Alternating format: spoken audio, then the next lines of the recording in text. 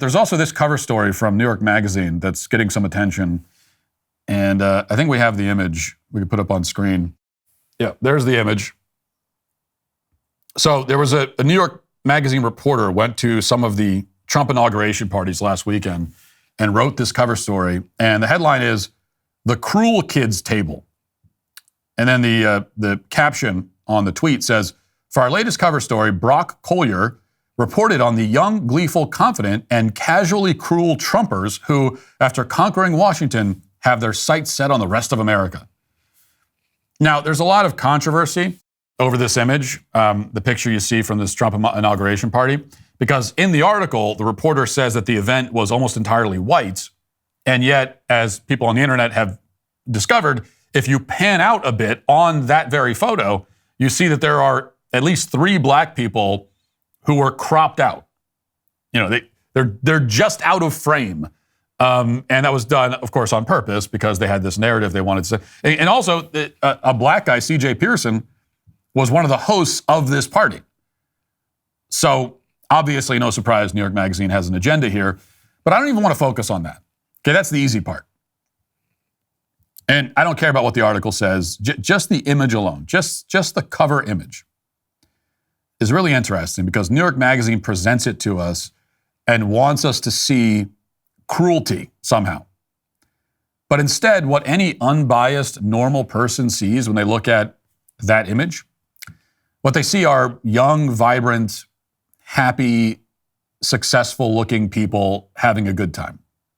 You know, you don't see a bunch of fat, ugly people with pink hair and nose rings and all that. There are no cross-dressers in the photo. Nobody with a severe mental illness that they wear on their sleeve with pride. We don't see that. These look like young, healthy, well-adjusted, successful young people. And this is what the right wing has come to represent. This is the future of the right wing. In a word, the photo is cool. It's a cool picture. And these look like cool people. So being right wing is officially cool now. And that I mean, truly, it is impossible to overstate the significance of that cultural development. I mean, that's what this really all comes down to. It changes everything. That, you know, they say the cruel kids table, but really it's the cool kids table. If you're one of the cool kids, you're right wing now. And that's why it's significant that, you know, all the right wing parties around the inauguration, they weren't held at like a Texas Roadhouse with everybody listening to Christian rock or country music or whatever. And I say that, by the way, as someone who, you know, would have loved to go to an inauguration party at a Texas Roadhouse. Don't get me wrong. But, you know, when I went to these parties, and I was actually supposed to be at that party that they reported on, it's probably for the best that I didn't show up because I think my dad vibes would have kind of ruined that picture. Just it wouldn't have worked. So it's probably best that I wasn't there. But, you know, I did make it to plenty of the other parties, and they all had this same kind of vibe. And even though I love the Texas Roadhouse vibe personally, I also appreciate that being right-wing now also might mean that you're wearing a nice suit and you're drinking a cocktail at a party in D.C. I mean, that's a good thing. It's not the vibe that I normally gravitate to personally, but it's good that the right has that vibe also. And this is how we truly become culturally dominant. You know, because look at it this way. I think this kind of tells you everything you need to know, right?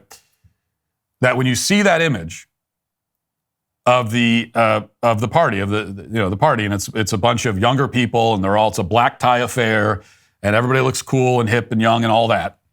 You see that image, and it reads as right wing now. If you saw that without any context, and you didn't know it was a Trump inauguration event, and you just looked at that, you would say, yeah, they're probably Republicans. But then also, if you see, you know, a dad in flannel drinking a beer at Texas Roadhouse, that also reads as right-wing. So both of those images, if you see them, you immediately think, yeah, it's probably kind of conservative. And so what that tells you is it runs the gamut. So in other words, basically, I think this is another way of putting it. If somebody appears to be happy, well-adjusted, reasonably successful in their station in life, just like a normal, confident person, healthy, if someone appears to be those things, it reads as right wing. Just imagine, what would you, again, without any context, what would you need to see in a picture in order to think that this codes as left wing? Right? If you're looking at a picture of people who are all in some kind of environment, what are the signifiers, right, that would tell you that, okay, this is probably a left-wing group? Well, what are they? If they're overweight, if they've got weird piercings, if they have strangely colored hair, if they are cross-dressing, basically weird, ugly, friendless losers. When you see that, you think, well, they're probably left-wing. Anything else, it now reads as right-wing, and I think this is, look, it does it every time I talk about this now, and I know people in the audience are a little bit bewildered sometimes listening to the show for the last 2 weeks because I'm strangely positive and optimistic, at least by my standards. By my standards, I understand it's a little disturbing, even if you've been listening to the show for a long time, to hear this much sustained optimism from me is it's even upsetting. I get it. It's like it doesn't make any sense coming from me. And I don't want it to come across like we're saying or I'm saying that, well, everything's good now. We won. Let's all go home. We don't need to think about this anymore.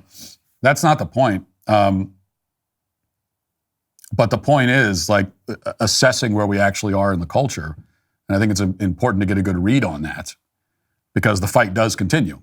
In order to be in the fight, you have to kind of know where you are and what your position is. And the fact is that the right wing is culturally ascendant. And that's a good thing. But those are also, that's a position and those are gains that we have to defend and build on. If you'd like to see what else I have to say, you can access my full show by going to dailywire.com or by going to the Matt Walsh Show Twitter page. Hope to see you there. Godspeed.